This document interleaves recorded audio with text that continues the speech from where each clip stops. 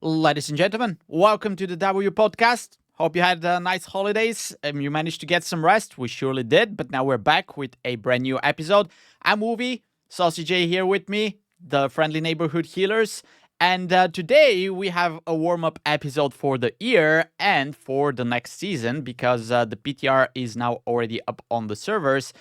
So what we're going to be talking about is our wish lists of everything that we want to see change for season 2, and from small quality of life improvements to our gameplay to some big major changes that the community is basically waiting for a long time now. And some of them are going to be, as I said, small changes. Some of them might be wild takes, but some of you guys said that you would like to see some of our wild takes on the comments in the podcast. So yeah, check the links below on ways to follow the podcast. And I guess we can just get started. SaucyJay, you ready? Sounds good. Yeah. And by the way, happy we're both feeling a lot better. We had a couple episodes where we were under the weather, so I'm feeling 100% tonight. Looking forward to that. It was dismal. I'm still like 99% because I still have a little bit of a cough left, but should be much better than the previous episodes. All right, so we're just gonna go. We have a list. We're gonna go through the list, and we're gonna talk about each of the items there, and maybe expand on it a little bit. And the very first thing that I would like to see for the next season is a PUG-friendly dungeon design, because we had a lot of problems this season with the keys being way too hard. And part of that is because a lot of the trash and a lot of the boss mechanics are not perk-friendly. They require a lot of coordination. They do a lot of damage, maybe overtuned a little bit. And the problem with that is that, at least in my opinion, when the keys scale up, the difficulty comes naturally from that. So at some point, you're going to get to a key level, and it doesn't matter what that key level is for you. You're going to get to a key level where the dungeon just becomes too hard. It's too much damage. It's too much healing that you need to do just because of the key level. And that's kind of like a brick wall that you get to. But also, you have smaller brick walls before that because the dungeon design is way too hard and the mechanics are not bug friendly. And I think that's pushing away a lot of people from the game because they would like to play the game at some level without that extra layer of difficulty. And that only applies to PUGs because probably that's not a big problem for organized groups.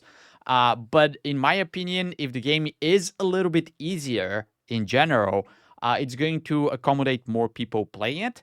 And then the difficulty comes naturally when you scale up your key. Do you agree with that? Yeah, and I think for me, the biggest wish list there is if a kick does not interrupt an ability, it should be ready to go again. Simple as that.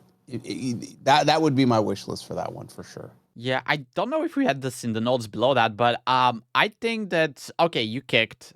You didn't hit anything for whatever reason. You know, it could be that somebody else interrupted before you, or it could be Or they that, knocked it up. yeah, there was some AOECC going on. But, all right, let's not incur the full cooldown. Like, because you're saying, okay, let me kick again straight away. That's fine. Well, Maybe that's a little bit too much. Maybe Blizzard will never do that. But instead of your regular, let's say, because every kick has a different cooldown, but maybe you incur 75% reduction of the cooldown. So instead of the shaman having a 12-second kick, if you miss it, you can kick again in like 3 or 4 seconds or something like that. If you're an evoker, which is even worse because it's 40-second timer there, at least you can kick again in like 10 seconds or something like that. But I think a lot of people were very reluctant and very negative on the change they made with the kicks because right now if you knock something up and you interrupt it this way, it's probably going to recast the skill again. There are some skills that are not recasted, but most of them keep casting until you actually interrupt them. And that is another thing that goes into the PUG friendliness, that it's very PUG unfriendly because that doesn't matter for high-end groups because they have coordination. And you're not going to be interrupting something and overlapping with somebody else. They also know when the AOECC is going to go off, so they don't interrupt. But that's not the case in PUGs. In PUGs, you're basically fighting who kicks first, and then somebody decides, oh, let me press my cap totem, and then you stun everyone, but then everybody's also interrupting at the same time, and it's a chaos. So yeah, I think if they want to keep the way that interrupts work, if they don't revert them back to the way that they were in the previous expansion, where if you CC something with a cap totem Mhm. stun knock up, it would not recast. Then they should at least change the way that interrupts work as well, and have some kind of cooldown reduction if you miss it or something like that. Um, I don't know if that's too much to ask for, but it would definitely improve the quality of life in Mythic Plus a lot. Here's what I'll respond to saying that one. I feel like while I wish they would, I feel like they've seen players adapt and get better at using the proper CC. And I don't see them backtracking on that. Um, how about we meet in the middle, okay? And we say, if you kick and it doesn't land, right? You miss the kick or whatever. It goes on. It doesn't go on CD. You incur a global, I guess, in that case. Maybe instead of whatever, you get a global cooldown. The hit until maybe level 11, right? At level 11, kicks become regular at that point. Like if you miss, you miss. If you don't, you don't. But to your point, making it friendlier for pugs so they can start to get to that higher level of the game, maybe start to become better players and things like that. Because that's what we're talking about, is making it more pug friendly. And I think it is. We had it today. It was a 12, but my mage partner tried to kick, but the evoker in the team it was an AUG and he did an eruption, and now my mage is mad because another ability went off and he doesn't have a kick, and he wasn't very happy in Discord. Yeah. I see the sentiment for the plus 11s, but I'm actually pugging higher than that. I try to pug 13s, 14s. So, it doesn't make it better if you're in a higher key and you still don't have comps. Like the coordination Yeah. doesn't magically become better. Sometimes, Yeah. we try to communicate. Okay, you kick that, but it's not the case. That always happens in pugs. And also back to the CC point. Some classes actually have a lot of AoE CC. Like I play Shaman. I have Shaman's a amazing. Cap Totem, which I Yes. can take a talent that it fires up twice. So I have a double stun there. I have a knock up. And then I'm a Torrent, so I have a War Stomp, which means that I can basically CC the group for over 10 seconds. And then, Yeah. and I think that's And then too the Inshier's much. back. Yeah, Yeah. I think that's too much. So maybe they can take back a little bit on that, so that there's not that many AOE available, and then the interrupts would be even more important. And it all comes to dungeon design, because if you allow big pools, obviously you're gonna need a lot of AOE, and then it depends on how many casters you have there, because you might just run out of kicks at some point if Yep. every mob is casting and there's a spell that you must interrupt. Yep. But yeah, okay. So I guess a change is needed into that direction. And then while we are on the topic, maybe they need to. We talked a lot about tanks in the past and how it's very unpleasant to be tanking this season because they had the nerfs. But then they also introduced a lot of tank boosters. And there was a post in Blizzard that said, okay, we're nerfing the tanks, and the idea is that they're going to be taking more damage, but the damage is not going to be spiky. It's going to be well distributed. It's going to be Yeah. constant flow of damage. So a little bit of healing, it's going to help a lot, but they're not going to be dying left and right. And then every dungeon has few obnoxious tank busters that are one-shotting your tank or something like that. So I think that they need to revert that a little bit. Maybe we had a lot of topics and a lot of comments about the tank nerfs and how they're not good for the game. Maybe they need to revert that. But even if they don't, I think that the tank nerfs would have been fine, could have been fine if there were not that many tank busters and things that the tanks need to do to survive them. Because if the tank dies, it's a wipe, right? So everybody Yep. notices that. So maybe if they don't revert the tank changes, at least revert back some of the tank boosters, have less tank boosters, so there's a little bit less responsibility to the tanks, and it makes the role a little bit more pleasant to play, so there's more tanks playing.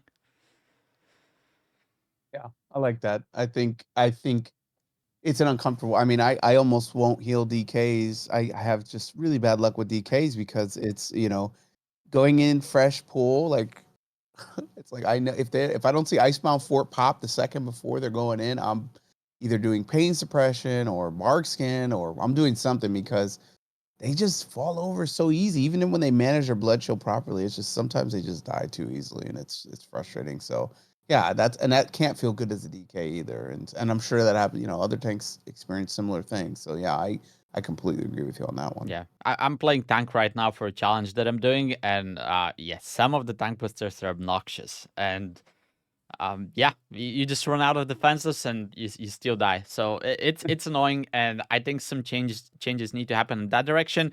I'll add that I'm a little bit scared right now because the PTR is up. You cannot test the new dungeons yet, but we are already data mining some changes for season 2. And unfortunately, I think they're changing some of the trash and the bosses in the way that they're adding first more AoE. So it's gonna feel much like the same season with the pulsing damage and things like that for the healers. But they're also adding some new tank busters. So that's kind of goes against what I said. We're seeing the opposite. Instead of reducing the tank busters, I think they're increasing them. And I'm a Mhm. little bit scared about this because tanking is not in a good spot from that perspective already in season 1. And it seems like it's not getting improved in season 2. So the shortage of tanks is probably going to continue, which I don't think it's a good thing for the game. But that's the direction that we seem to be headed towards. Yeah. Well, I mean, on that note, I think one thing you could do to bring tanks back and keep healers happy would be reward tanks and healers a little bit more with augment runes. I think is just a no brainer, right? You can't do flasks and potions because you're hitting the market with that, and augment runes aren't crafted. I don't think by anybody. It's just they No. just drop and yeah, They're, right. they're Nobody can still in craft the it, right? market, by the way, because you can only get them from like if you queue into heroic dungeons and things Yeah, like that, and yeah. then draw And from that's why packs. they're super Yeah, expensive, right? yeah, So yeah. reward the tanks and healers with that. That'll encourage people to queue it up. In PvP, when you're doing like arenas and PvP activities, every season you get a cool mount, right? But you have to play a certain amount of games in order to build up points to get that mount. They could do something for tanks and healers to encourage them to get a tank specific or healer specific mount.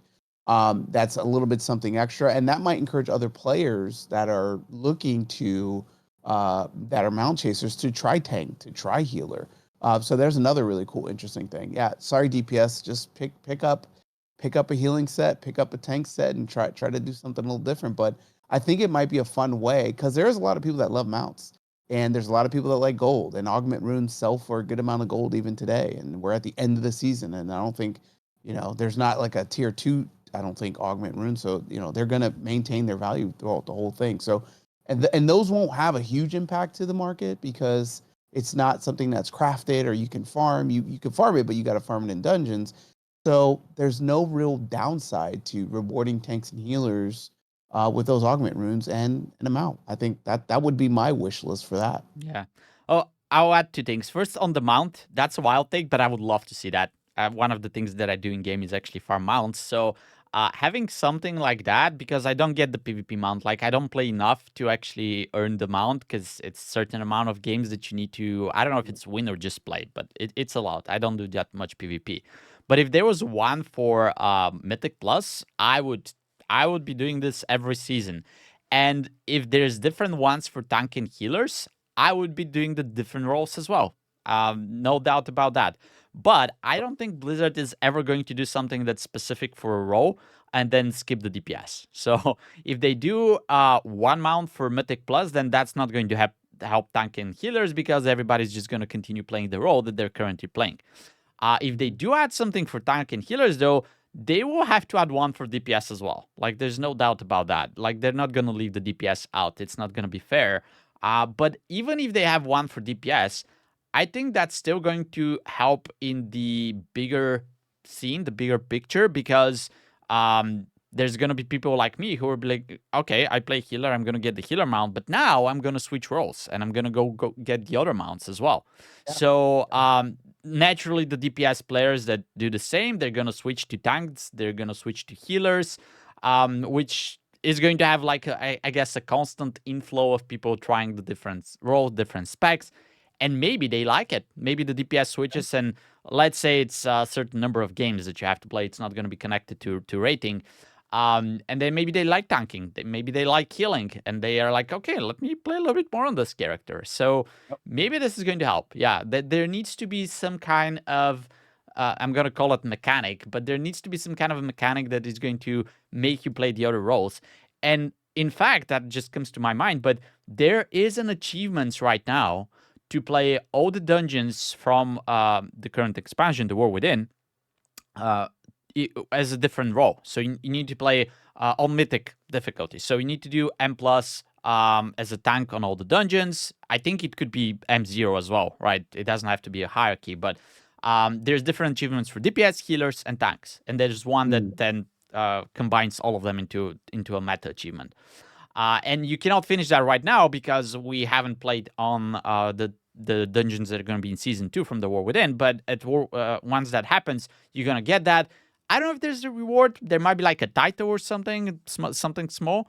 But they could definitely do something like that. And instead of just being M0, it could be like a hierarchy. Maybe complete all of them in +10 or something, and then you get the mount or things like that. So I think this is going to be good for the game in general, and it's going to make people try different things. And then you never know. Like I like tanking right now. I'm trying tanking. I kind of like it. It's hard. Yeah, that's fun. It's hard, but I like it. Yeah. You know, one other point on that, just because sometimes people do listen, Blizzard. In PvP, you don't start earning the currency or whatever, the resource for the mount until you get to 1,000 rating. And then once you're at 1,000 rating, the games after that start applying towards that. So you could say level 8, like a +8. At +8, when you successfully complete the key, you get 1 token or whatever it is, right? Or 10, whatever it is. And that it's not people just farming out 2s as a tank to get the mount. They actually have to get to a higher level as that role, which would be kind of cool. Yeah, some kind of a progression system there would be nice. Yeah. And then going back to your augment rune stuff, I'm totally up for rewarding the tanks and the healers, especially if there's like a shortage for a certain role, even if it's DPS, although that never happens. And maybe for that, to implement that, we're gonna need some kind of a solo queue system, because right now with the LFG2, good or bad, I don't think there's a way to like reward somebody for joining a group in LFG, no matter what the role is. And we know where the shortages are. And we've talked a lot about a solo queue system in the past. We're not going to go into much detail here, I guess, but I would like to see something being tested out. There were a lot of wild takes in the community of how a solo queue system should look like. There's people saying, okay, make it to go from 0 to +10 and then let people pug after that and use the LFG2. So even if they try something small, even if it's like for M0s, etc., I would just like to see some kind of a test, just to a proof of concept, see if it works on a small scale, see if it works for just low keys or something like that. But I would like to see just the start of something that could eventually develop. Of course, if they can come up with a whole system and implement it straight away and everybody starts playing with it, that's gonna be good. Maybe it's too much effort to do right now. Maybe they're not ready. But at least some kind of testing, something to chew on for Season 2. And then if they do that, they can also experiment with things like that. Let's reward the healers and tanks with augment runes, extra gold, whatever it is. And see if that actually brings up more people playing those roles, which are obviously in shortage right now. Yeah, good. Yep. Okay. Another one which is still in the Mythic Plus area, but that could be a little bit of a wild take. But I would like to see dungeon design that introduces a little bit shorter timers and, let's say, 3 boss dungeons. And I'm saying this because one of the dungeons that's coming back for Season 2 is Theater of Pain, which is a long dungeon. It has 5 bosses, and it could be very unpleasant if you get all the way to the last boss and then you wipe there. You've wasted, like, I don't know, 30, 40 minutes of your time. I keep going back to Nokku Defensive from Dragonflight, where it was a 40-minute dungeon, and basically one of the hardest parts was the transition on the last boss to the last phase. Yep. So you would spend there like sometimes 40 minutes or something, and then people just don't see the ads on the last boss. You wipe and you wasted your time, right? And that feels really, really bad. Uh, Yeah. and then correct me if I'm wrong, but the PvP activities are like 15 minutes, right? The battlegrounds, the arena. Some of them. Yeah, Yeah, most of them. Arenas can maybe. be 3 or 4 minutes. Yeah, Yeah. they're much shorter. I guess the solo queue could Yeah. take a little bit longer, but yeah, the point there is you commit your time to do something, and you know you're investing like 15 to 25 minutes, something like this, at the Yeah. worst. Yep. And if it fails, you just go in, and then you can do 4 of those in an hour or something like that. Yeah. Yep. Mythic Plus, if you're going to knock with offensive and it fails, considering the waiting time, etc., you can do 1 of those per hour. So Yep. that kind of feels a little bit unfair, especially if you're learning and not all of your keys are timed, etc. So if you do shorter dungeons, if there's 3 boss dungeons with, let's say, a little bit less trash, and they're like 20-25 minute timers, I think that's going to be much more enjoyable, because think about this season. What are the best dungeons? Everybody loves Arakara because it's fast, it's quick. Yes, the last boss is hard, but it's a 3-boss dungeon. So, people like to go there. Yeah. Everybody is doing Mists of Tyrannicide. Why? 3-boss dungeon. It's shorter timer. It's much more enjoyable to play. And then I don't want to be a bad prophet, but I don't know how many people are going to like Theater of Pain next season, because it was not one of the favorite dungeons back in Shadowlands. I think it's when it was I can't introduced. wait. Yeah, I can't wait to do it on my Warlock. I yeah, and cannot wait for the PvP. yeah. I mean, that's a different topic, but the whole point is it's a long dungeon. It has 5 bosses, so it doesn't seem that it's one of the fan favorites, right? While the short dungeons, which people like, are just 3 bosses and are much shorter. So what I would like to see going forward is more stuff like that, and less 5 bosses, even less 4 boss dungeons, so that we have a much enjoyable experience overall in the Mythic Plus scene. Yeah. I think that's a valid point. It is one of the more frustrating things to just fall over at the end of a dungeon. At least now, you still get some rewards that are more meaningful when you don't time keys, and so people are staying in keys longer when normally they would just kind of bail out. So that was a positive change. But yeah, I think smaller dungeons are more enjoyable. Maybe they can play around with the end of the dungeon rewards for some of those smaller ones. Maybe make the rewards a little less, and for the bigger ones that are 5 or 6 bosses, or 5 bosses, maybe increase it a little bit. That way people feel like at least there's something that they're getting out of it that's a little bit more Yeah, get like for an the extra time piece. invested. Yeah, exactly. Yeah. Yeah. Okay. Yeah, I'd like that. Yeah, and then on this quick topic, since it's dungeon design, I guess run back times on some of the dungeons are obnoxious, like Stone Vault and then Green Bateau. So maybe people have been asking for this, but if you kill a boss, just move the spawn location to that area so you Point. can start from there. Yep. Yeah. Dying is punishing enough. We've talked about this enough already, but you're running back. The timer now is 15 seconds. So there's plenty of things that you lose when you die. So at least update the spawn location so that you can release whenever you die. And then another take that I kind of have is those 15 seconds, the Gaio affix that has been added. A lot of people were saying that's too much time.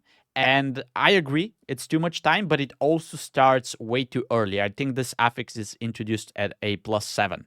And at +7, it's still an area where people were pugging. A lot of mistakes are happening because you're Yep. learning. Yep. This is actually the entry point that you start learning M+ if you come out of Delphs, because this is where the gear leads you, right? You don't want to be doing +2 if you're 600 item level Yep. and above. So my take on this is, all right, introduce it. That's fine. But then let's make it so that the punishment that you get, the amount of seconds that you're punished if you die, scales with the key level. So at +2, +3, it's basically not going to be there. At +7, it's going to be, let's say, 5 seconds, but it's not going to be 15. And then once you get to the higher keys, then it could be 15 seconds at top if you do plus 12s or something like that. I think that's going to be a little bit more fair, and it's going to give a little bit of a leeway onto the people who are loading Mythic Plus into the lower dungeons, so they're not that punished that much, and it doesn't feel that bad if you're dying. Yeah, that's a no-brainer for me. I think that's really good idea, and yeah, it's a little bit more forgiving in those pugs, and it's not like they go from not having a death timer to then having this big 15-second one. It goes like, hey, you're now being introduced to it, and the higher you go, the more punishing it's going to be. So start using your defensives, do what you can do to stay alive, and don't say heal question mark in chat when you die, right? Like, don't do that.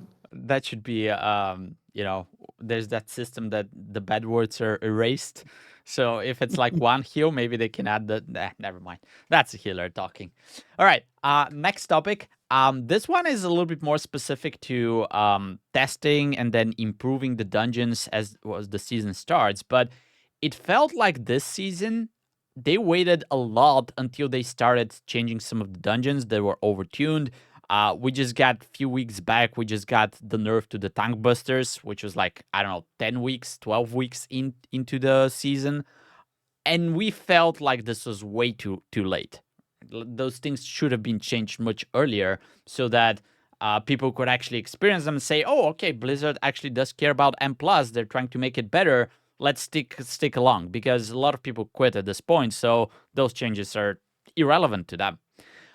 So what I would like to see is much more, we can even call it volatile changes to the dungeons, especially at the start, because when things come out fresh of the PTR, some of them are overtuned.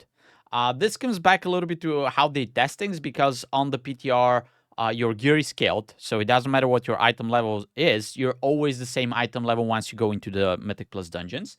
And they're just testing those numbers. Everything is scaled to work with those numbers, but those are not the numbers that you're going to be playing with once everything goes live into the servers. So I think that's one of the reasons why when everything goes live, some of the dungeons are very hard and they're overtuned and they have to nerf abilities and things like that, because they're trying to make everything a little bit harder. They don't want to make it easier, because then they'll have to buff it, and that's going to feel bad. Yeah. Okay, let's assume that this is something that's going to be part of the process if they cannot deliver perfectly tuned dungeons once they go live. But I would like to see much quicker changes. I would like to see tuning every week, because now once everything goes live, they have the data. They know what's hitting hard. They know where the bottlenecks are. So Yep. don't wait 10 weeks to start changing. You Yep. can see which are the harder dungeons. Just start nerfing them right away, so that people can see, okay, help is coming. Those are hard Yeah. dungeons, but they're eventually gonna get there, and even out with the rest of the pool. And I think that's gonna contribute to a much smoother experience in Mythic Plus. And nobody's ever going to cry if something is nerfed in a dungeon, right? Yeah. So if those things happen Uh, and they keep happening, people are just going to have a better experience. Yeah, so on that point, I think you bring up a valid point. I do. Here's the thing. Frequent and small changes over 10 weeks is a lot better than big sweeping changes, right? And so because you just said like if they nerf it, nobody will complain. But what can happen if you make too big of a change and then you have to rebuff something, right? Yeah. Now people are going to cry because they missed the nerf. They didn't get the kill or something, and now they're mad because it's harder, right? So frequent small changes in dungeons go a long way, because number one, it lets the community know that you're paying attention and you're aware there's an issue, and you don't want to over nerf it because you don't want to make it just fall over, but you're aware and you're testing and retesting and retesting. And so small frequent changes, I think, are significant for things like this. And like you said, not waiting 10 weeks when most players have already given up because it's too hard content for them. They don't feel like they can kill things. The worst one for me, and this is not this season, it's going back, was Lower Kara in was it Shadowlands or I think it was I don't remember, Shadowlands. but it's like the first week of like Lower Kara was like, what is this? Like, this is ridiculous. And they did change it pretty quickly actually because it was just busted. But you don't want to wait 10 weeks. Imagine that 10 weeks, people would have freaked out. I think it was Yeah. doing like a 12 or 15 or I Yeah. don't remember what level of key it was, but it was rough. It was I rough. had the same experience. I think it was Neltarian's Lair, the worm balls that had the poison there. Man, this thing, they nerfed it with over 50%. They nerfed the damage with over 50%. And we did it before the nerf. It was low key. I don't remember what the Yeah, number was. There was different numbers back then.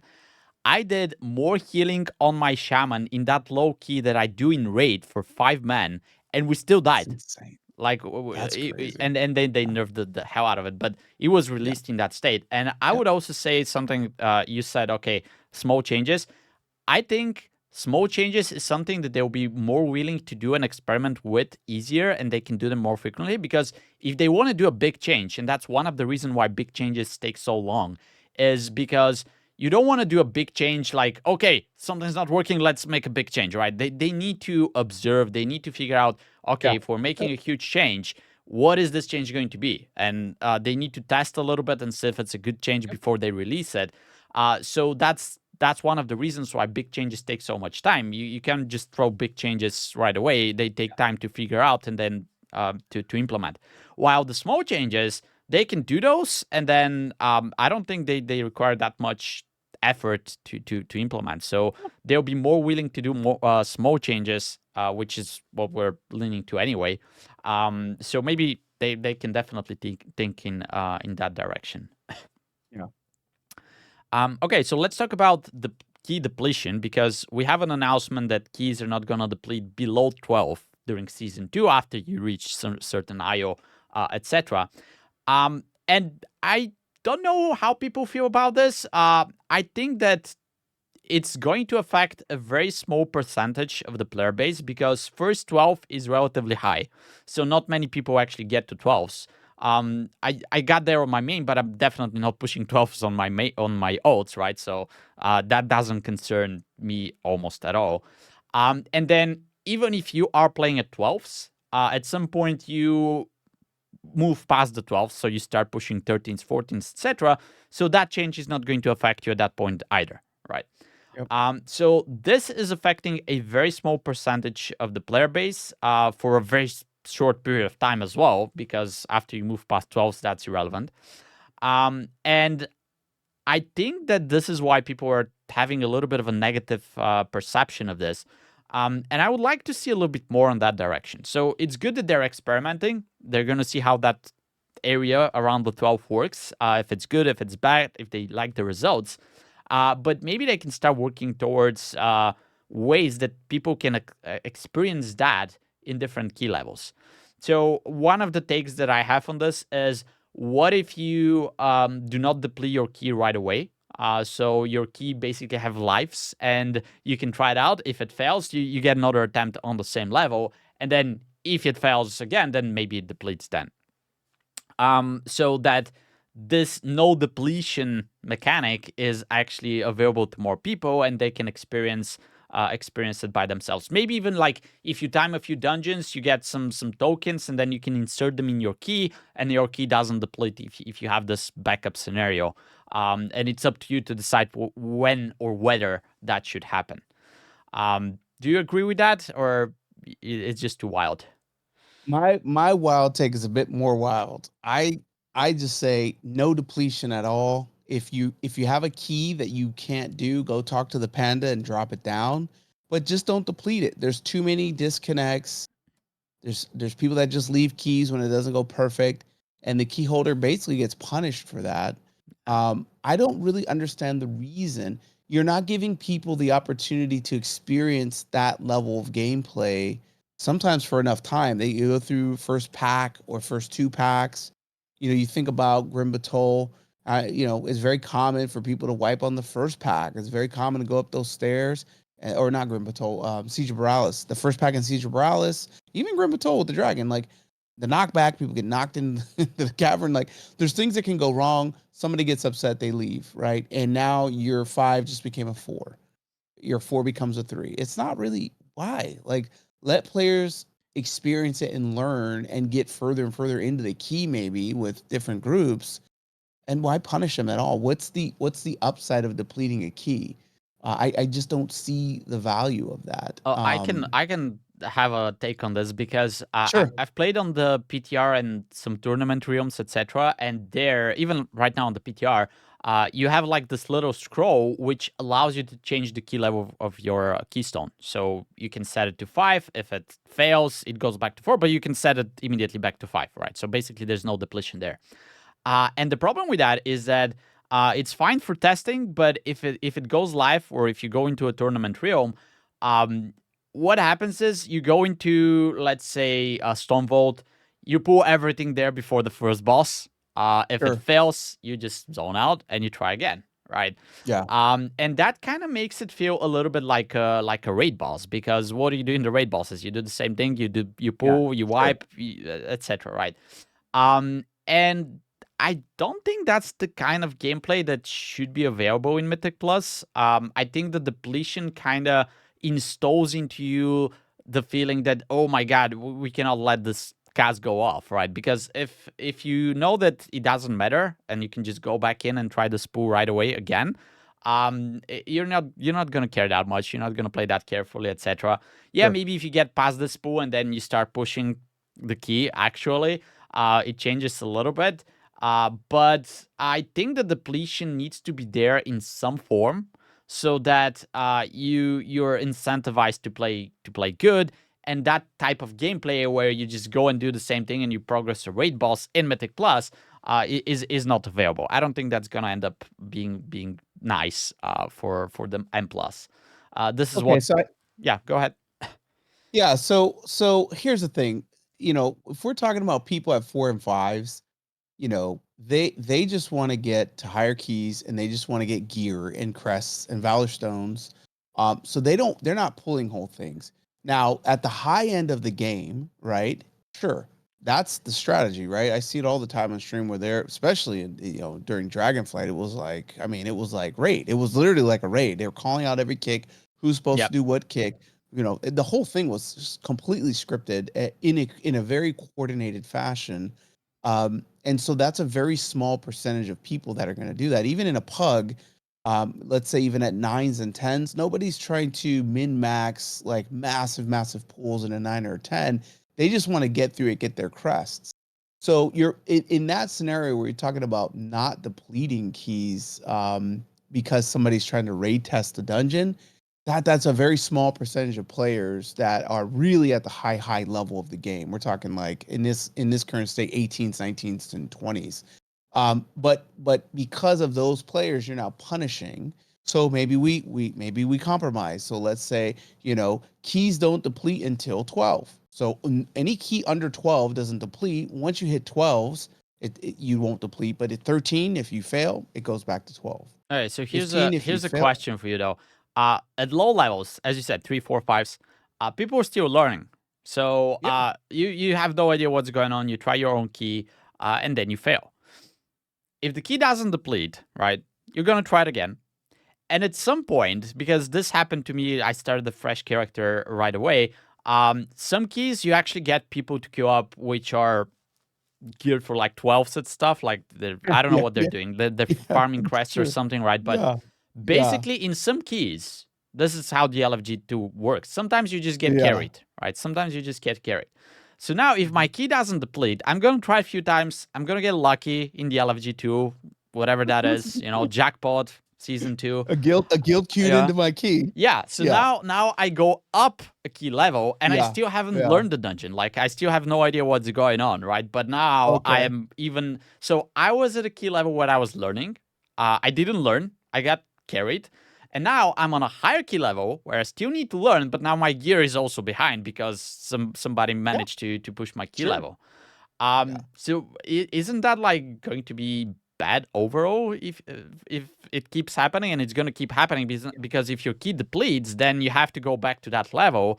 And even if you get carried, you're going to hit that wall where you have to get good to get past it at some point. Yeah.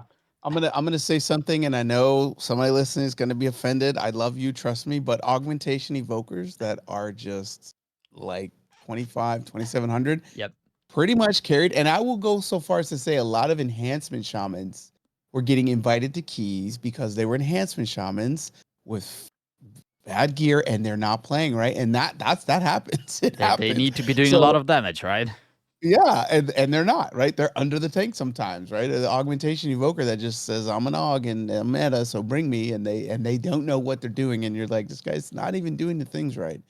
Um, so that happens, and that is true, and I could see that happening. You know, those people are going to get lucky, but it's only going to last. It's a charade, right? The people will stop queuing with them because it's their key.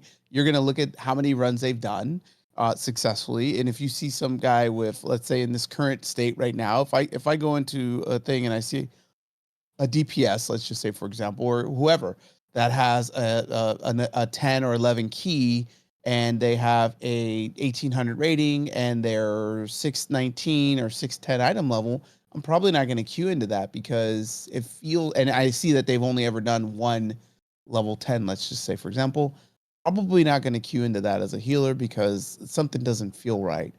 Now, not everybody uses Raider IO, right? So maybe they don't see that information, and they won't get that. So, wild take here. I'm going to transition a little bit. Wish list for me: make a really quick little rating system at the end of the dungeon, whether it finishes or not, where you can say, "Hey, Tank was great at, his attitude, his awareness, and his application of his character. He knew how to press defenses. He was throwing off heals and using utility.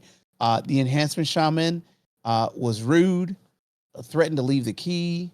He was failing to, positional awareness and standing in fire, and just wasn't. He didn't do any kicks, right? Like so, and this is something where you just, it's 3 lines. You go 4-star, 4-star, 5-star, or 1-1-1, right? Now, some of that may be, give or take, right? But make it visible to everybody in the key. There's games that do that, right? At the end of the game, you can see who scored you as like the all-star and who got like bad reviews. Some of that may be negatively implied, and people may feel depressed about that.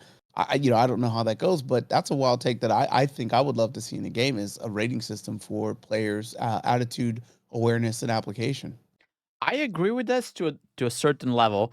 The wild take for me is actually having a way to negatively vote, like the 1-star that you mentioned.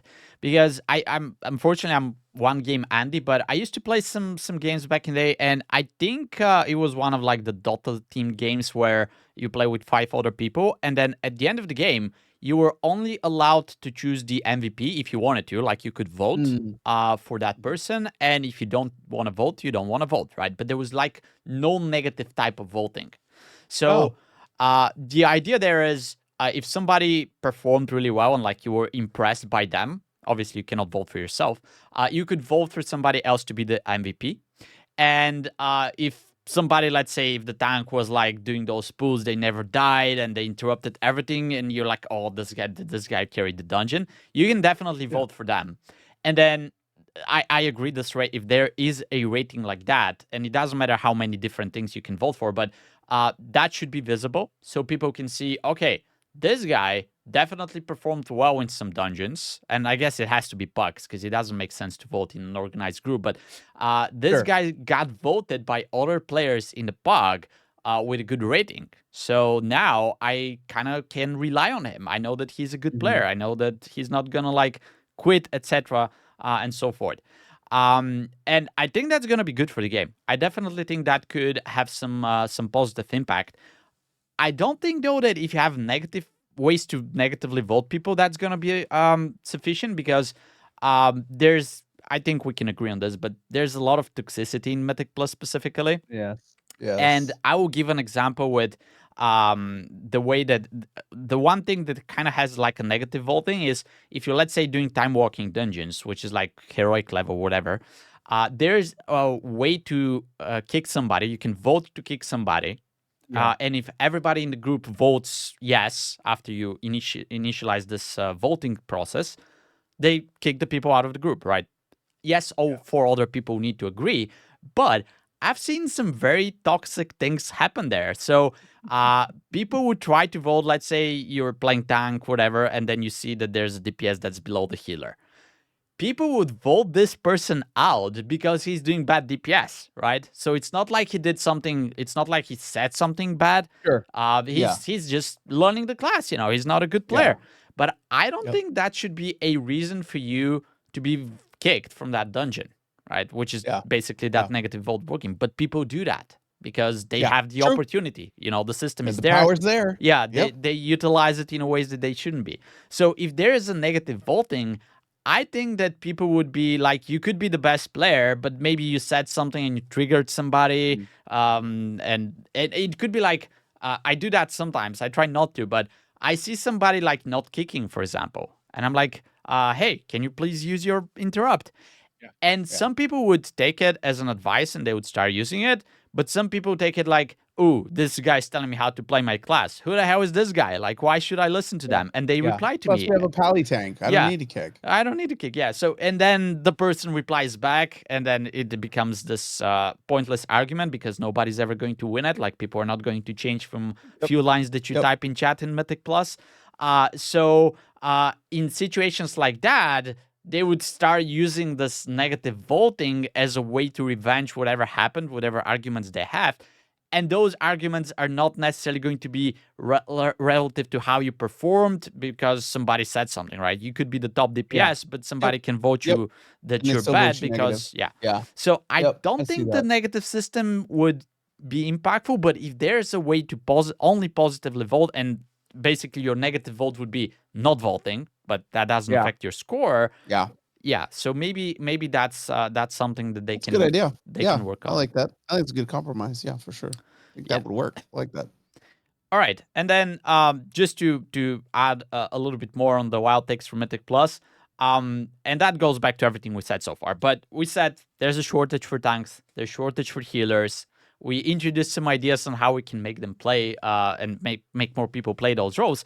But my wild take here is just make them powerful again. Because why do we play the game? We want to play the game because we want to feel powerful. We want to beat the game, right? And that's very much connected to the class and the spec that you're playing.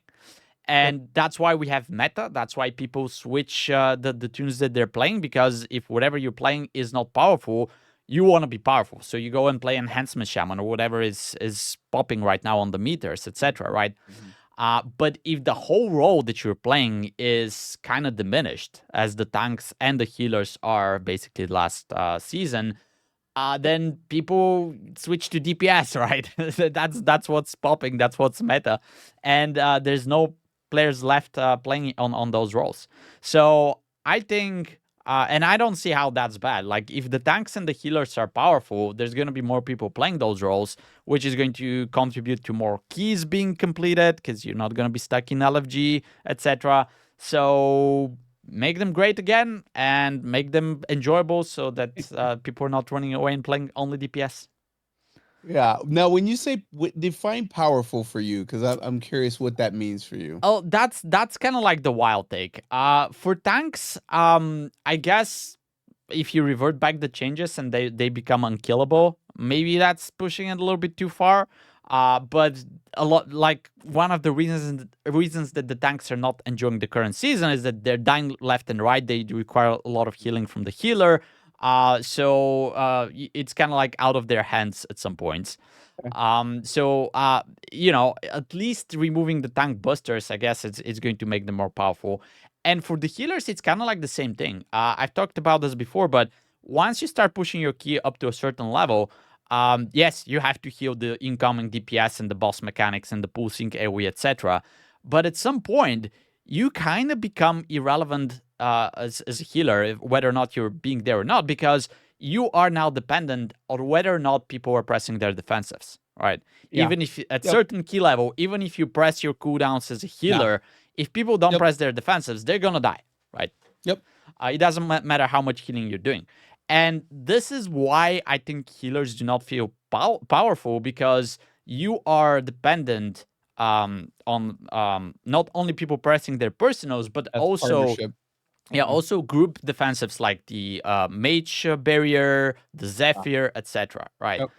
Mhm. And that's a problem for me because what healers want to do is they want to go and heal, but Blizzard does tune and design the dungeons keeping in mind that there is Zephyr, there is Mage Barrier, there are Paladins who have defensives every 30 seconds, basically, right? They can pop something every 30 seconds. So they designed the damage patterns and the damage output thinking about people repressing those defensives.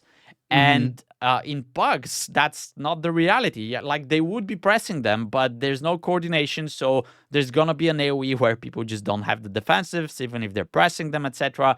And then you're like, okay, I'm the healer. I'm gonna go through this, and they just die, right?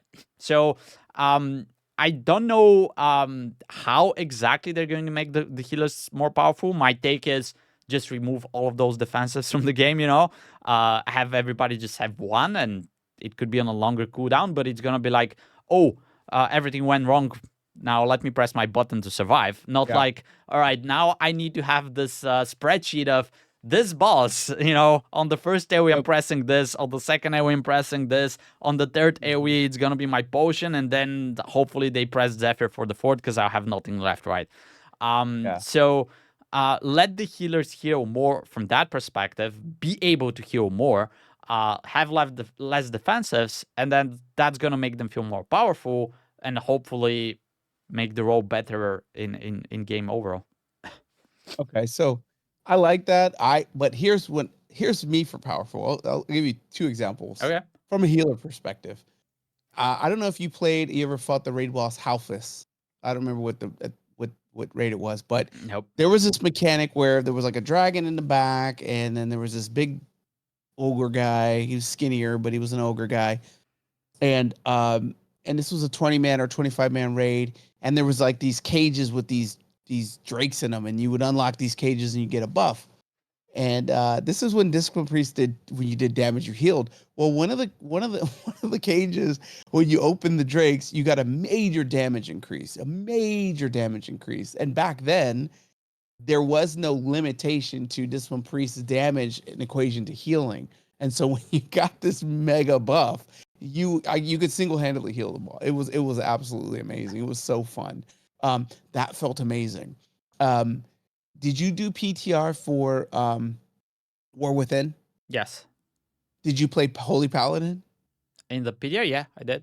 Oh, did you try like the big Okay, yeah, yeah, yeah. damaging PTR? When it was Okay, how did broken, that like feel? How did Lightsmith that was feel? broken, yeah, yeah. So that felt good, yeah, yeah. Uh, Right? You're topping the meters on damage, you're pumping on healing. It feels and you're a amazing. healer, by the way, yeah. So the thing on that is Lightsmith, the Holy Paladin spec for Lightsmith. The weapon that you throw at people, it was bug probably, it was broken, but people would do like insane amounts of damage with it. So you just press this button. You don't even have to be pressing your own buttons, although you do have a weapon on yourself as well, right? Yeah. And then you do like DPS amount of damage, not healer, not tank, DPS amount of damage. Yeah. Yeah. So, yeah, that was And broken. on the meters, you go up, up, Yeah, up, yeah. up, up. You'd be at the top. It's so And cool. But that was fun. even To me, that's fun. yeah, and I'll go back to the Holy Paladin example in 10.1.5 when they did the first Holy Paladin rework in Dragonflight. With all the changes they did to Holy Paladin, it felt so powerful. It was the meta spec back then. Yeah. Everybody switched to Holy Paladin at this point, and because that's kind of what it was like, middle of the expansion of Dragonflight, Yeah. sort of. Yep. I got a lot of people. I made a Holy Paladin guide, etc. I got a lot of people messaging me and saying, "Oh, I came back to play the game just to try this." Because it was powerful. It's It was powerful. Yeah, they yeah, for they sure. nerfed it multiple times ever since, but Yeah. that initial tuning, which went live on the servers, was so good that everybody switched to play it. People came back to the game to try it out. It was that good. And then they started nerfing it and nerfing it and nerfing it. And in And then season 4, I didn't even spec Holy on my Paladin because nope. it was so Yep. bad, right? Yeah. And Yeah. I was thinking, all right, so why are they kind of not learning from this? Because they did this rework, they made it very powerful. Everybody started playing it. Yeah. Again, when you're powerful, you enjoy it. People want to play the game Yeah. when you're powerful. Yeah. And then they started nerfing it, and people just started quitting the game. I was thinking, what if Holy Paladin is that powerful at this point, right? What if they just start bringing the other healers to that level and make them more powerful? Then people would say, oh, now Holy Priest is that powerful. Let me come back and play that, you know? And when they start with the nerfs, it's like, all right, so they're nerfing the Holy Paladin that I'm playing. So I don't want to play that anymore because it's dog water, right? What do I do? Like, do I switch to Holy Paladin, which was Holy Priest, which was still bad, you know? So they didn't buff it or anything. So I have no reason to continue playing my Holy Paladin. No reason to switch to another healer because they're still, weak compared to what Holy Paladin was. I quit the game. I'll go play something else. Yep. Yeah, I agree. I think bringing players up, and that applies for DPS too. You see the same thing for DPS. You see the same thing for tanks. That applies to everyone. Part of the reason is because everybody switches to that because it's fun, and then the people that don't have the ability to go to those classes complain, rightfully so, because they're like, nobody will let me go with them to these things because I'm not XYZ spec, which is currently meta and it's broken. And so instead of bringing other classes up, which they should do, they just nerf them, and that's not fair. For tanks, here's a wild take. If you like wild tank, here's my idea for making tanks super powerful, but nobody likes the experience of healer dies on a boss fight, so then the DPS die, and then you're sitting in the dungeon for 10 more minutes while the single-handedly blood DK or Pally kills the boss by himself. That's boring, right? Yeah. Okay. In PvP, we have dampening, right? In PvP, when the gates open, dampening's already at like 50% or something, right? So your healing is less right from the gate. So what if they implemented a mechanic where once you get into combat, there was a dampening system that ramped up over a certain period of time, right? So you can't do these super long string pulls where you're like just constantly chain pulling everything because you're going to have that debuff. And maybe you don't need to have, like, maybe it only needs a second to be off before the debuff goes back to 0. But if the healer dies and the 3 DPS die, the tank can only really maybe survive for like a minute and a half, right? He could still be powerful if he's getting external heals and stuff, but he can't solo survive for 10 minutes on a boss fight, which is absolutely ridiculous. Wild take, something, just throw it out there. Yeah, I mean, that's very wild, but maybe the dampening is not like... I see where you're going. It's probably not the best example to implement in PvE, but yeah, something like that. Something that will basically make everybody play good, and you need all 5 people to be alive. Whatever mechanic they implement, right? Just all 5 people to be alive at some point, and yeah, I think that's gonna make it so that you can still have the tanks being powerful, but they will not be able to solo everything, right? I think that's the main problem. What about an aura? For every person that's dead, the boss gets an aura buff. Yeah. You resurrect it, the buff goes away. No, maybe in Mythic Plus, and that's definitely something that needs to be separated from Mythic Plus and Raid. But in Mythic Plus, if all 4 of your, because you're the tank, if all 4 of your teammates are alive, you get like, let's say, I don't know, 15% damage reduction for each one of them. And if one of them dies, you lose those 15%, right? If all 4 of them die, you're now taking, let's say, 100% increased damage or something like that. Yeah, I think that would be nice to have, and of course that should not apply to Raid. No, for keep. Yeah, and it wouldn't have to be right away. It could maybe be a 5-second buffer, so you get to res, so the tank doesn't get killed one shot. Because, it could be like a debuff or something. Yeah, I think that would make a lot of sense. Yeah. That's fun. All right, so before we move to the raid, let's talk a little bit about gearing. We've talked about Crests and Valorstones a lot. They are changing those, so you should be able to acquire them faster, etc. But I think one of the main problems with those systems is the way that you kind of enjoy them on your main. You can gear your main, you can get all the currencies that you need. But then on your ults, you're starved. And that's especially true for Valorstones. Even on your main, if you get a weapon and you have to upgrade with Valorstones, it's obnoxious because you run out very quickly. And then your ults never have those. So I think make those tradable because even right now on my main, I'm swimming in crests. Like I don't use them for anything anymore because I outgear them. I always have 2,000 Valorstones, but then I switch to a new character and I have no Crests and no Valorstones. So I think even if there's like a tax that you're playing and you want to convert them to a war-bound currency, you lose some of it, but Yeah. at least you're able to use them. Because right now I'm not using on my main, and I need them on everything else. And that kind of limits me. So like if I want to progress, I have to play my ults, but I still want to play my main, get my vault slots, etc. So I'm even wasting more currency on top of that.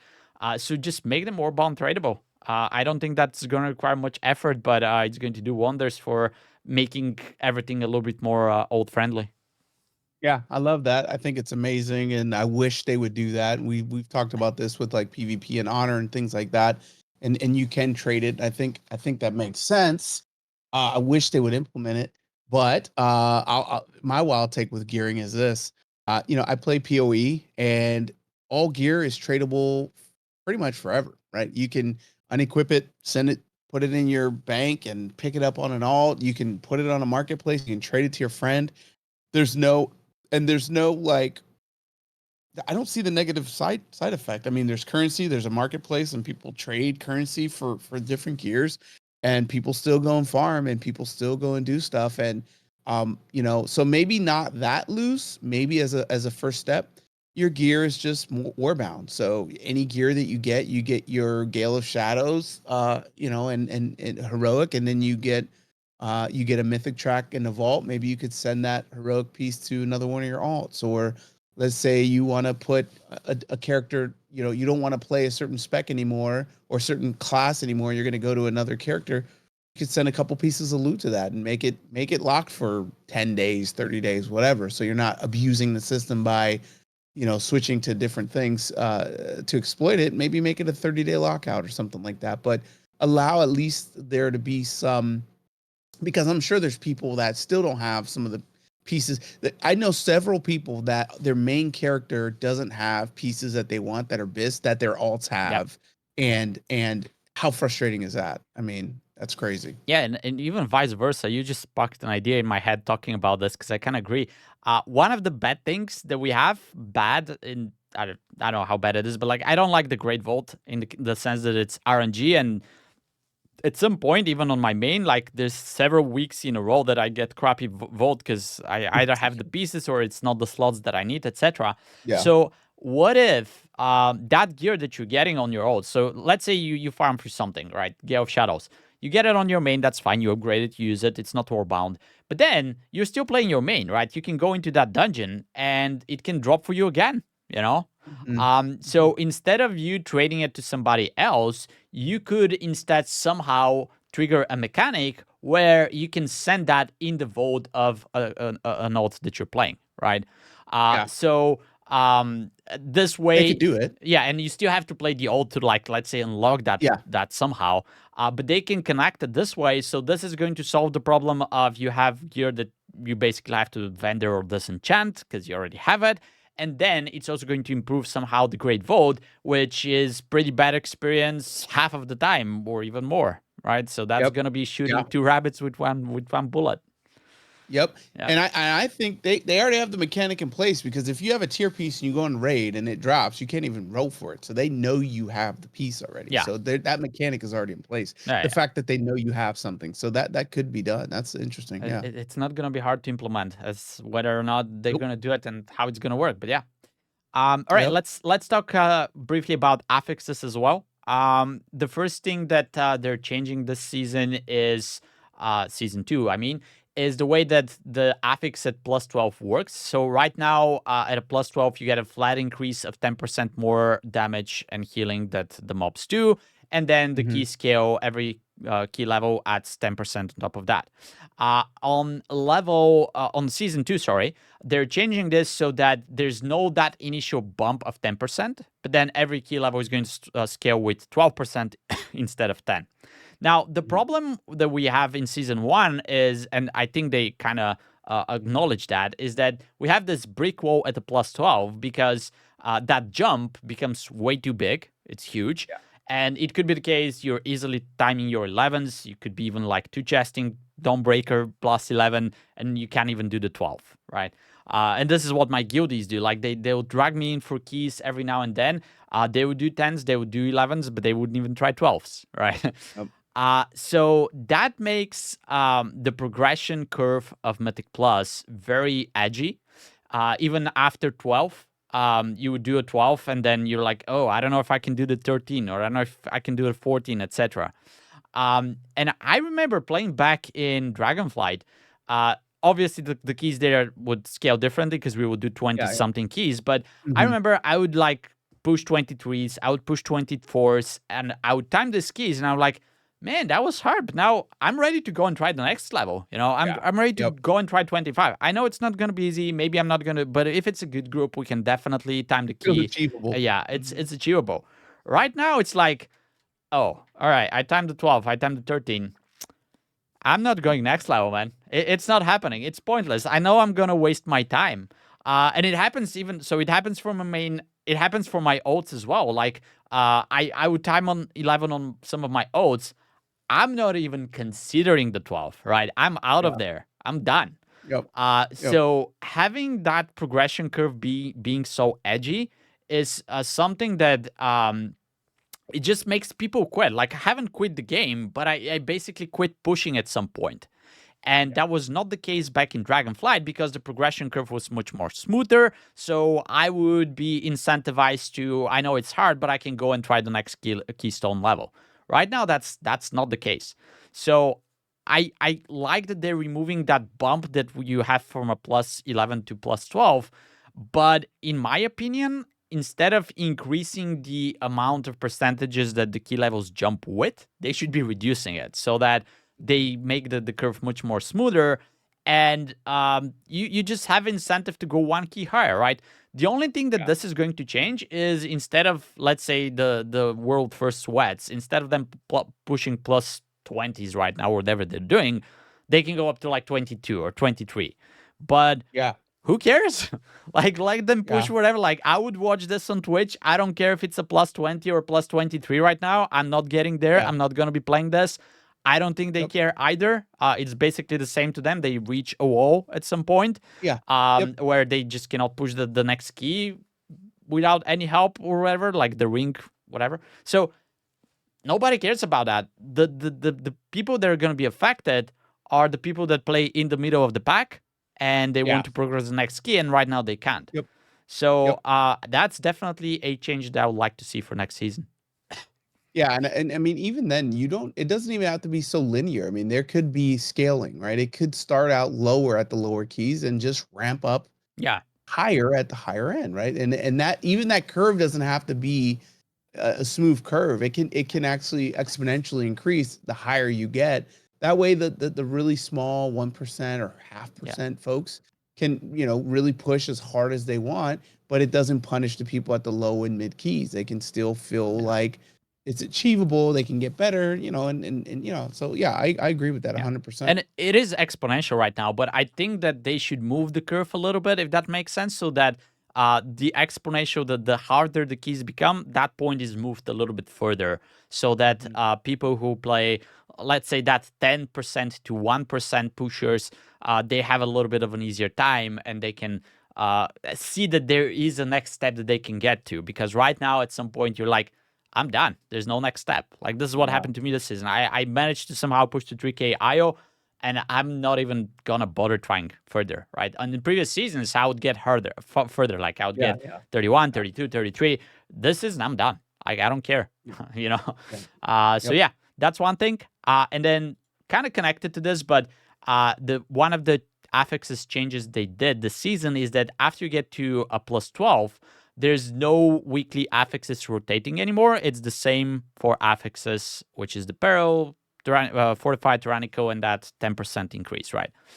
And I think that was very, very welcoming. Like, I think people who play past 12s, they enjoy that. There was some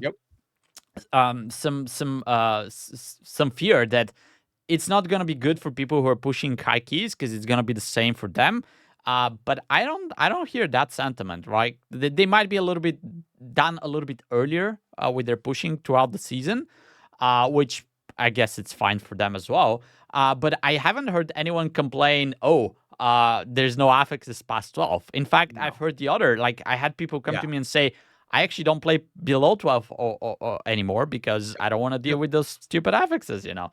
Yeah. So that's something to think about. And my wild take on this topic is um, what if you allow people to pick their affixes, which is, by the way, implemented, because this is what you can do on PTR and tournament wheels sometimes. So there's scrolls that you insert in your key and they add the affixes. Yeah. Now, implementing a system like that, like the system itself is already in game, but incentivizing people to play different affixes, that's something that they'll have to work on for sure. Otherwise, everybody's going to do keys without affixes or with the easiest affixes, whatever that is. But I think they can have some very tricky and very smart ways to make people play with different affixes. They could be like different scores, or there could be certain affixes that if this week you insert those affixes in your key, you're going to get extra reward, you're going to get more Valorstones, you're going to get more Crests, Yeah. things like that. Yep. Yep. So I would like to see something like that being experimented. I know that's a major change, as I said, the wild take, but maybe they can experiment with that in like certain key levels, or I don't know, like even something like an off-season kind of thing, and see if there's some merit to this idea. Yeah. There is a title. If you think you know what it is, leave a comment down below. But there's a game where there's a situation like a key, and Wolvie, I think I lost your video. Yeah, I can still hear you, but Did you it kind drop of off? fall apart there for a second. Yeah, I saw your camera go offline. Yeah, I think you're back on now. Yeah, was it me or was it you? Your I camera went off my stream, Oh, I don't know who it was, but we had definitely had some connection issues there. and you're blurry, and now you're coming in clear. There we go. Okay, maybe it's me. Maybe it's me. All right. All right, so All start right. over here. So yeah, we're back. All right. So there's a lot of merit to what you say, and here's why I say that. There's another game I play. I'm not going to say the name of the game. If you know the game, check it. Leave a comment down below. But there's something like a Mythic Plus. There's two portions of it. The first one is you earn as you go through these. We'll call them dungeons. I'll just use keys as an example. You go through a key. At the end of the key, you open the box and you get your gear, but then you also get these little things that are like those tokens you were talking about that you can use that maybe say like, oh, you're going to earn 3% more Valorstones the next key that you do if you use this coin. You're going to get 10% more crests or 3% more crests, whatever, right, in the next one. But also as you're going through this thing, you get to basically pick, like you said, you get to pick different, you have an option to pick different debuffs essentially that you could go through. And it's fun. It's not automatic, there every time. So maybe, it's like a little map where you say, okay, the first one you get these three options, you pick one, now you got two more open and you pick that one and then you pick the third one. It works. It's cool. It's fun. There's some RNG to it, but it's interesting twist. But having the ability to use those tokens, like you said in the beginning, that maybe are Kiss Curse or maybe they're just bonuses, is kind of a nice thing. Yeah, you get 20% more crest, but all the bosses do an additional 5% damage, something like that. It's kind of cool, and it's a challenge, right? Because like, do I really want those crests? For more damage taken? I don't know. It just depends. So it's kind of cool. That's why it's a wild take, but yeah, that would spice up things a little bit. And if For they sure. do a good job implementing it, people will love it, So Yeah, sure. So yeah, a little bit of experimentation in that direction. I think it's gonna be much welcome. Yeah. All right, let's move to the rate quickly because there's definitely things to be wished there as well. Now, my biggest take on the raid after we've procced Brute Twister, we killed Kaiveza. Right now we're on Silken Court. Hate that fight, by the way, as well. But my biggest ask for the raid is do more simplistic mechanics. The nightmare that we had with setting up a Blood Twister weak auras was obnoxious. Like, I did not, that was probably the experience that I enjoyed the least of all the raiding that I've ever done in WoW. And then Kaivezo, on the other hand, was the completely opposite. It had few mechanics, but they were very well designed. You didn't need any weak auras for them. And I had a blast. Like, I felt sorry when we killed this boss because I knew what's coming after that, right? I would like to keep progging Kaivezo. So I would like to see much more simplistic design. I know that this could affect high-end mythic raiding guilds and things like that. But they're like buffing everything for the race to world first anyway, right? So they can make it as hard as they want for that. But then once we get to those bosses, I would not like to see any kind of stupid weak auras and things like that, because we talked about this, but even the Brute Twister fight, they could have implemented the mechanics in such a way that you wouldn't need a weak auras. If there was like a coloring of the eggs that you have to pop and the rings that you get, and you know where you need to go, things like that. So that's probably my biggest thing, because I enjoy raiding, I enjoy killing bosses, I enjoy progging bosses, but I don't enjoy mechanics where you basically cannot solve them and you need outside help to do that. So that's my biggest ask here. And I know it's not easy to design things like that, but that's their job, and they've done it with Kaivezo, so they can definitely do it again. They can definitely do it. So I'm going to say this. I can't add anything more to that because you nailed it. And so on top of that, I'm going to steal your idea, which I thought was a brilliant idea, which was, you know what? There's some guilds that love that complexity, and make a separate realm for the race for world first people. Yeah. Let them play all the crazy weak auras and get analysts and do all that, and let them race over there, and let the regular raiders do the stuff without all that craziness. Like Princess, it's a fun fight. Like you said, there's basically two mechanics. That's enjoyable. You don't need a ton of weak auras, maybe some coordination with cooldowns for healers, but that's to be expected. That's every fight. Yeah. But having to sit there and make sure every single thing is set up, which you already went over, which I said I wasn't going to talk about. You're right. That's unrealistic for the majority of people. So if you want to appeal to that 0.5% of the population that are doing Race for World First, make a Race for World First tournament, or Race for World First realm. Make it maybe it's only invitation only, right? You can even limit maybe there's qualifiers, right? So it is what it is there.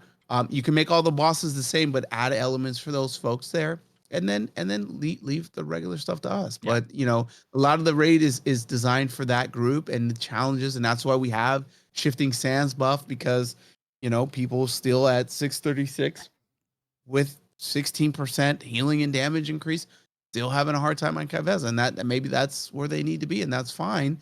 But those 1%, they really do it at like 619 item level and killing before nerfs. Those are just amazing players, and they do need something a little bit more challenging. Or make a Race to World First difficulty level. Like, if you guys want to check, we had an episode where we talked about raids, and the wild take is there. So you can check out all the episodes if you want to. But changes on that, and I think are going to be welcome for the majority of the players. And then, of course, we still want to watch the Race to World First, but there's ways to keep that and then still play the game regularly for the rest of us. Another wild take, I don't know if it's a wild take, but another take on the raid is there's... You again. Is it me or you? Me? It shows me. Can you hear me? Oh, yeah, I can hear you. It shows you, but it doesn't. Now I see you. You just popped up again. Let me see. My internet? My internet's good, I think. I'll run a ping and see what happens next time. All right. So the next thing about the raid, since we're back on now, the next thing about the raid, I would like to see two things happen. First, no trash. And second, once you die, just spawn right there where the boss is. And my reason for that is you're basically wasting people's time with trash and with running back. And if you're doing mythic progression, mythic bosses, they're already hard enough. Some of those bosses took us 100, 200, 300 attempts, right? And if you are adding just an extra time for people to run back, or because we do them over the span of multiple nights and you have to re-clear the trash every time you go back in, you're basically wasting a lot of time of 20 people's time, right? If you add all of this time up together. So make it easy. Like, a lot of guilds fall apart on the hard mythic bosses, and I'm not saying this is going to fix the game in general, but it's going to make it at least a little bit easier for people that are progging those bosses and are struggling, because now they spawn right there and they can just pull the boss right away. And I think one of the reasons that they're doing the things that they're doing them right now, because it works for some bosses, but for some doesn't, they want to have this feeling that the raid is big and, you can experience the whole environment and you can see how you're progressing to the raid and getting to the next boss. But you can leave that there for like the normal and the LFRs part, so people can see and experience the raid. But once you get to mythic raiding and even heroic raiding, you're now progging the bosses. You don't care about the raid. You don't care if there's trash. You don't care where you are. You only care about the single boss that's right in front of you, doing the mechanics and killing that boss. And if you make me run 1 minute every time we wipe on a 150 wipe boss, I'm not going to enjoy that. Like, I don't care if this is the most beautiful raid that you've ever seen and the trash is amazing and it has perfect mechanics, I don't care about that, man. If you're repeating something more than, 2 times even, I'll go as low as 2, and you make me do something that's obnoxious every time, I'm gonna hate it, right? So keep those big experiences and feelings that you wanna have in the raid for the people in LFR and maybe normal. But once you go into progging, once you wipe a few times on a boss, just remove that and let people play the game instead of running back and wasting their nerves, basically. Yeah, so here's what I'll say to that. I don't know if it was you or maybe it was a video I was watching, but one of the things about trash was somebody saying that, like you said, they want it to feel big, but they want it to feel like some of that's embedded in the WoW culture, and they want to feel like the place is alive. So there's some validity to that. I'll troll here a bit and say, what about our mythic BOEs though? We need our mythic BOEs, right? So you're always gonna have that group. Here's my wild take. We already have white protection, right? We do it. Every raid does it. You have to put a soul stone on a healer, put a soul stone on a healer. Yep. Okay, so here we go. Transcriptionists, hear me out. Let's make a little consumable called white protection, right? And one person in the raid can consume this thing for the raid, and they don't have to have a soul stone. It's a healer, and they're always there, and they could just resurrect the whole thing. We already got mass resurrection. It takes a couple seconds and just resurrect everybody. You don't have to worry about white protection, because it's so much time running back. And if they forget to do it, then a shaman has to onk, and then they have to res everybody. People are already doing that. Why make it painful? Just either let everybody respawn at the door, or just allow something like a white protection for the team that doesn't have to be manually done by some other classes mechanic that they already do. And those things happen, but sometimes for whatever reason, because you get the soul stone, you might not have a warlock. I'll just say that you might not have a warlock in your raid. And also there are battle reses, but sometimes you use the battle reses because you still think you can progress the boss encounter, and then you wipe and there's no battle res, right? So I know that there's things to mitigate this, but why does it have to be in players' hands, and why does it have to be dependent on what happens in the fight? You can just press the release button and you could be right there, right? It's not that hard to do. So, they could just put a little thing in the front of the dungeon that you click on it and it makes you go faster 20%. That's such a silly thing. They have this in this raid, I think. You have like the flying pads and you have the movement speed, but that still takes time, right? It's too much time. It's like running back. It's annoying. Yeah, it is. It's so annoying. All right, so one more thing on the raids. One thing that I've been enjoying compared to some of the earlier raids that I've done is that right now we have like 8 bosses, maximum 9, I think, in the last few raids. And there were raids with like 12 bosses before that. So I enjoy the less because we just raid a certain amount of time in the week. We have 2 nights, 3 hours each night. And I think that's kind of like the standard. A lot of guilds are devoting up to 3 nights per week. Obviously, we're not playing like the Race to World first, progging 24/7 until we kill everything, right? So having less bosses and will allow you to basically progress faster and progress further, because it's one thing to have to kill 10 mythic bosses, and then it's another thing to have to kill, let's say, 6 or 7 or 8, right? One boss could be 300 pool of difference, which could be 300 pulls, depending on the boss, could be even a month if you're riding two nights a week, right?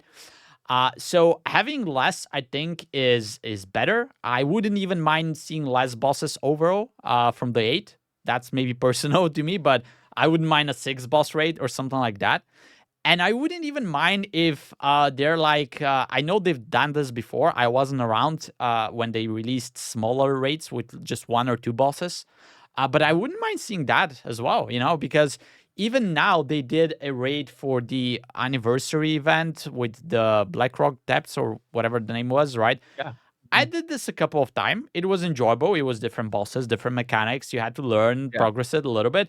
But there was no incentive to go and play it. I bugged it because my guild didn't want to go and do it. They didn't have a reason to, right? But if that was a raid where, and maybe it had too many bosses if it's like a second raid in the tier, right? But maybe if the bigger raid was just less bosses and then you release 1 or 2 bosses like that in the middle and then people can prog this as well.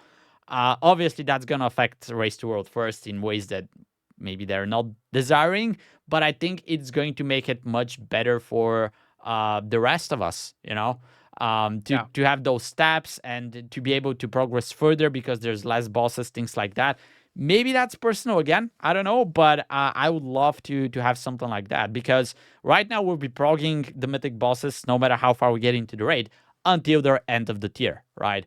And if we could be one of the CE guilds that killed it halfway through and then either farm it or have a rest until the rest of the tier, I think if you allow more people to have this experience, that's going to be better and maybe less guilds are going to fall apart. Yeah. I'm kind of twisted on this one. I don't have a hard take. I think I was around during Wrath when we had was it Ruby Sanctum? It was one, and I think, or was that might have been later. But there was there was the single dragon with the bag, and that those were fun raids. There was a lot of trash in that raid, but it's still, you could get it done pretty quickly. I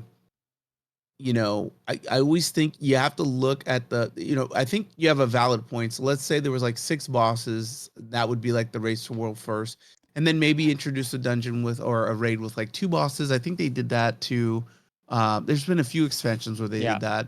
And then maybe a 1, right? So there's a little bit of a break in between. It keeps play because let's be honest, a lot of this has to do with longevity for them and making money, and it is a money machine. And so they do want players to be progressing for a longer period of time. If they spaced out some of this, where it was like 6, maybe it's still 8 bosses, but maybe it's like 6 bosses and then 2 1 and 1 or 6 2 1, something like that, and spread out. That'd be kind of cool. I think that'd be fun, and it would re-engage players and encourage them to come back for some of these things because it's a new boss and it's new gear. And you said money machine, but if you do it this way, maybe some people will just come back. The people who quit, they'll just come back for those 2 extra bosses so they can see them, right? Yeah. So Exactly.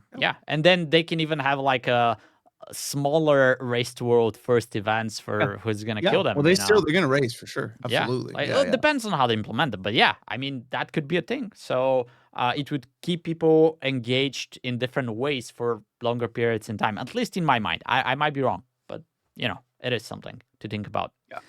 All right, let's move quickly outside of the raid and the Mythic Plus. I don't have any wild takes for PvP because I don't PvP, but one of the things that got brought up a lot this season was the Delves and the Follower Dungeons, which was a big introduction to the game. And one of the things that we found out the hard way, I guess, through the comments, that there are a lot of people who actually experience the game only through that type of content. They're not doing raids, they're not doing Mythic Plus. But even if those people, they had some takes and saying, well, I would love to see, for example, the Follower Dungeons to have levels like Mythic Plus, because right now they're too easy, right? I like doing them, but I would like to progress them without being exposed to the toxicity in Mythic Plus and the fact that I have to play with other people. I would even like to see affixes introduced to the Follower Dungeon so I can learn how they work, and if I decide to go into Mythic Plus, now I am prepared. And I even went further there and saying, if you do this for the Follower Dungeons, basically they're going to be like Mythic Plus dungeons, but with AIs, with NPCs. You can even test the affixes this way because we had some pretty bad affixes they had to fix. The orbs not being able to be soaked Yep. in many of the bosses. If you implement that in follower dungeon and the NPCs cannot handle the affix, you know that's a bad affix. And Yep. it will be a free testing, right? You can just let 5 NPCs go into the dungeon. You can run as many tests as those as you want. And you're gonna find a lot of things that we then start crying when the season goes live. Oh, this is too hard, and this is Yeah. not working, Yeah. and this is not Yeah. fair. You're gonna Yeah. know. You're gonna know. So you're gonna release the game in a better state. You're probably gonna fix a lot of bugs because you're gonna find those bugs through the NPCs if you monitor them somehow, and they'll have the opportunity to do that. And then once that goes live, people will have different ways to play the game, experience the game. They could be separate progression parts, separate gear, things like that. And even if you want to, then you can use that to learn how to play Mythic Plus or even Raid, and then eventually go into those game modes.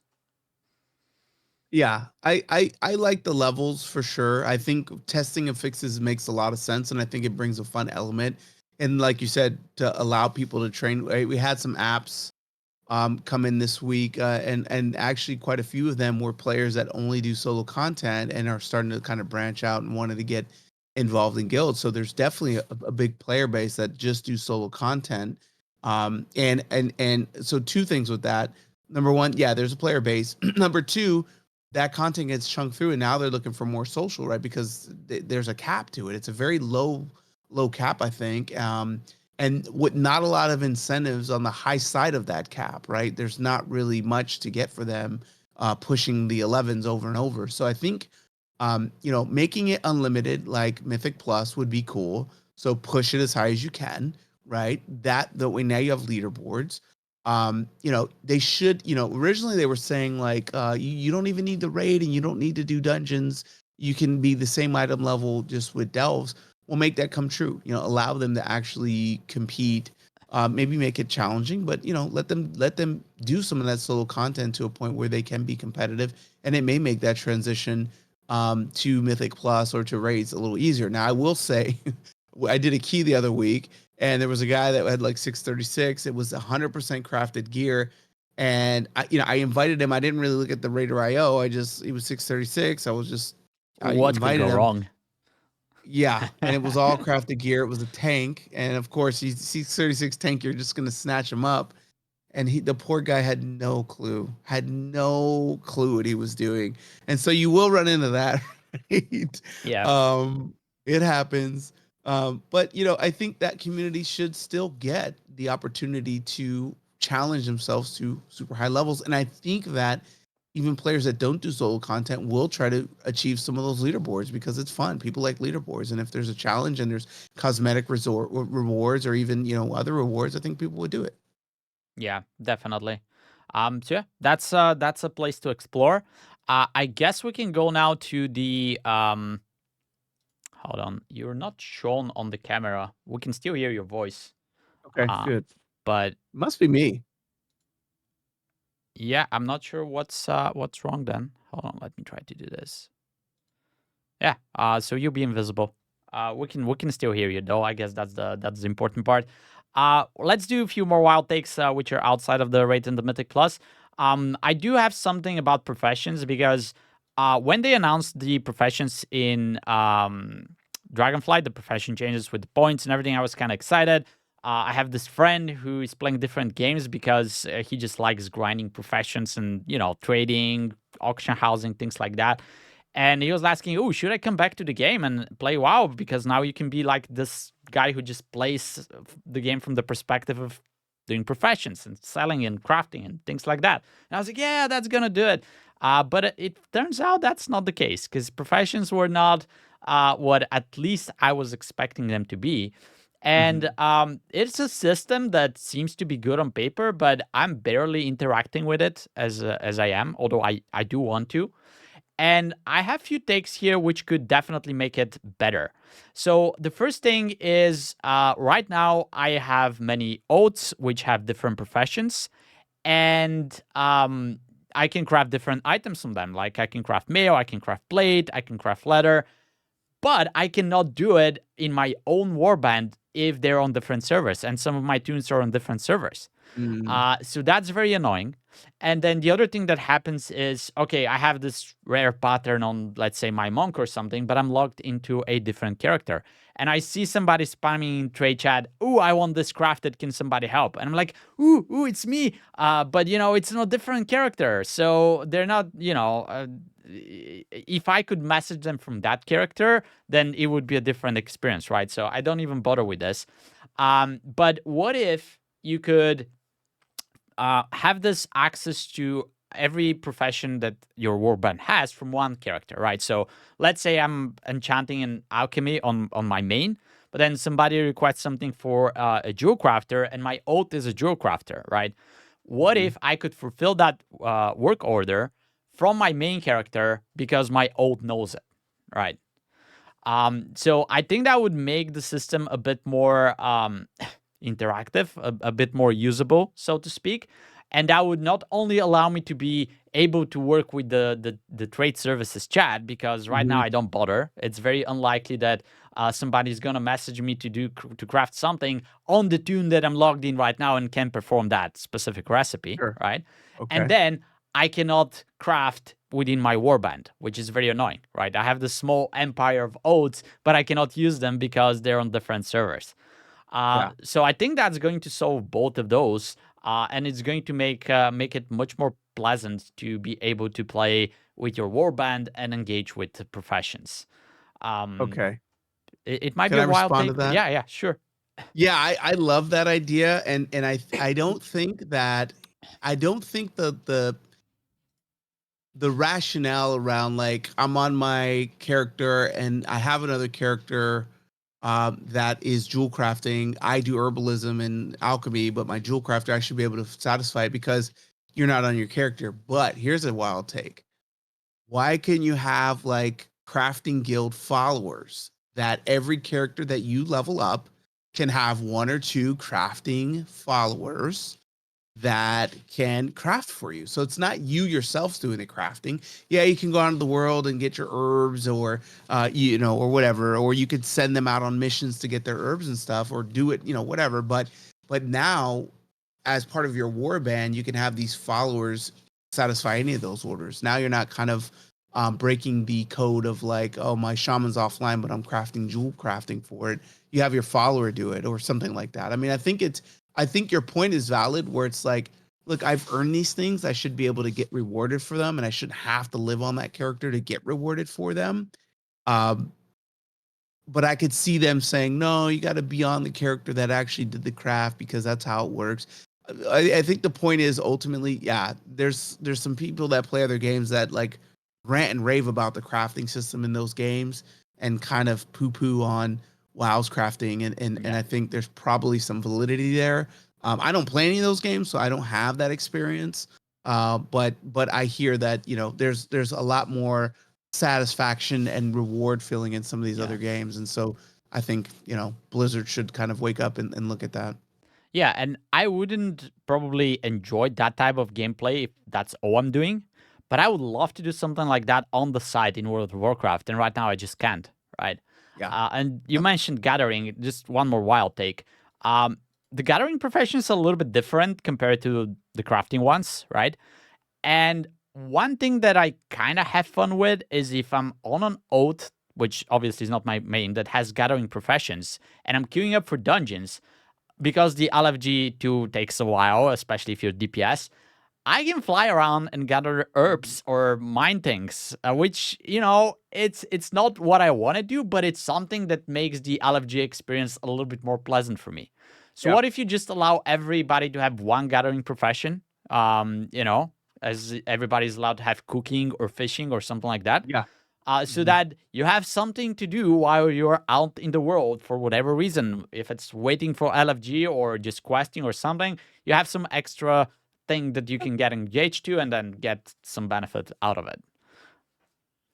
It makes sense, right? I mean, Yeah. anybody can walk down the street and pull some flowers out of the Exactly, earth. right? You don't necessarily need to be a herbalist to say, hey, there's a flower, let me go grab it. Yeah. I think there's some validity there, and that's why I think first aid and fishing were, like, gimmies, right? Because I mean, anybody should be able to do it. I think that's fair to say with Gathering. I think pretty Yeah. much, and maybe you can only do one, right? You can Yeah. pick one, and then you can have two professions. I think that's fair.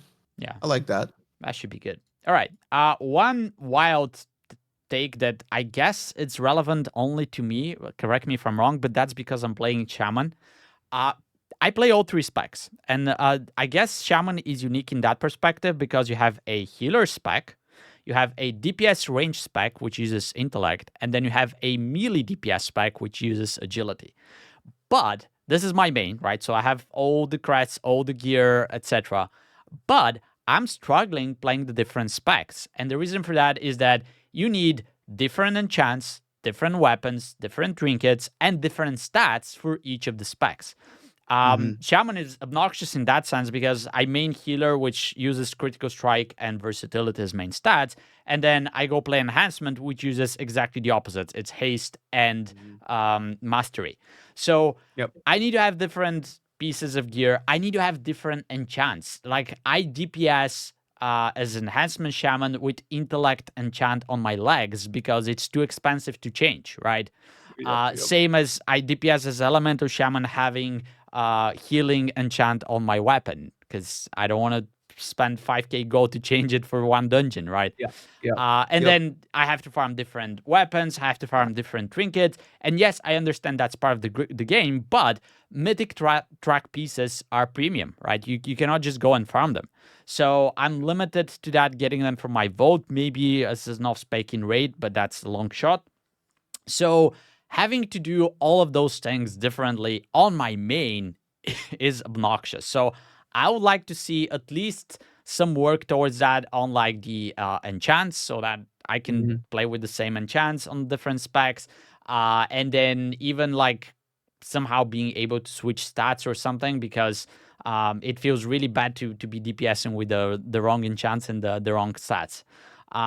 Again, might be just because I'm playing Shaman, but I think some work could be done. Yeah, it could be done towards that direction. Druids don't come after him. He does play druid too, but druids are in that boat. I think paladins are in that boat, right? I mean, you think about paladin. If you're tanking, you need a one-hander and a shield. If you're a ret, you need a two-hander. If you're, if you're holy, you need a shield and a thing. So there's a few classes that are like that, and there's a lot of that nuance with the secondary stats. And so I think wild take here, Star Wars: The Old Republic. There's these like mods that you could put on your gear, and you can take them on and off.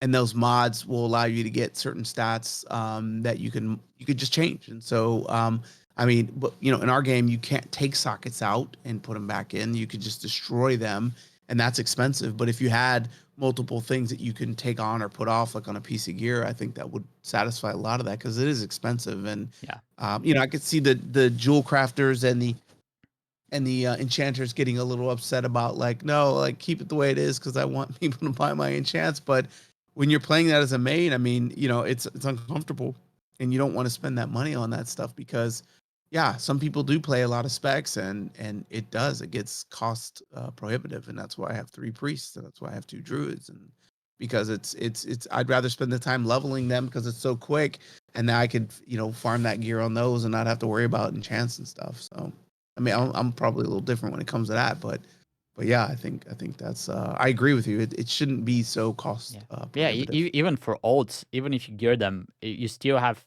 premium mythic track pieces. Like you're never gonna get to that level where you can push the highest keys because you're just behind, right? Yep. All right, one small other take, which I think kind of improved a lot in the War Within, but I do some achievements and some world quests and world events, and I was hating Dragonflight because every event would be on a timer. So if you wanted to do the time waste or saving the camp, the Suffering camp, etc., right? You have to be there at a specific time, like the theater event right now in the War Within. It's on every hour exactly, and you have to be there, and you have to spend 15 minutes. And I want to do those things. For example, the theater event drops some patterns from some professions that I want to be having, so I want to do it multiple times and farm that. But I can't because it's very limiting to be there at a certain point. Let's say you're doing Mythic Plus. What happens? Oh, guys, can you wait for me 15 minutes? I need to AFK here and wait for this event to finish. Like you're in the middle of the key. Guys, theater in 5 minutes. Let's get out.